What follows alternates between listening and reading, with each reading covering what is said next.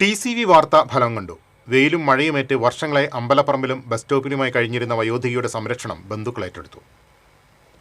തങ്ങാലൂരിലെ bus സ്റ്റോപ്പിലും അമ്പലപ്പറമ്പിലുമായി കഴിഞ്ഞു വന്ന 72കാരി ലക്ഷ്മിക്കാണ് തണലൊരുങ്ങിയത്. Saint Joseph പള്ളിക്ക് സമീപമുള്ള ബസ് സ്റ്റോപ്പിലായിരുന്നു ഏറെക്കാലമായി ലക്ഷ്മിയുടെ താമസം. ഇടയ്ക്ക് മാനസിക വിഭ്രാന്തി പ്രകടിപ്പിച്ച ഇവർ പരിസരവാസികളെയും ബസ് കാത്തു നിൽക്കുന്നവരെയും ചീത്ത പറയുന്നതും പതിവായിരുന്നു. പലകുറി വാർഡ് മെമ്പർ ഇടപെട്ട് മറ്റൊരിടത്തേക്ക് മാറ്റാൻ ശ്രമിച്ചെങ്കിലും ഇവർ തയ്യാറായില്ല.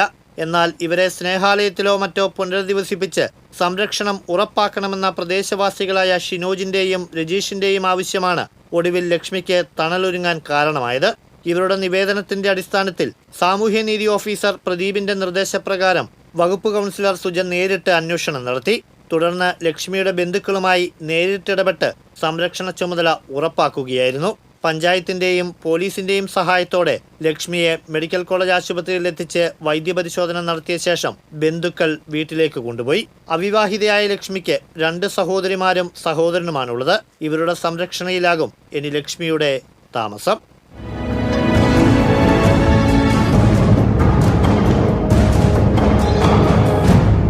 ഏതാനും ദിവസം മുൻപാണ് ലക്ഷ്മിയെ സംബന്ധിച്ച വാർത്ത TCV സംപ്രേഷണം ചെയ്തത്.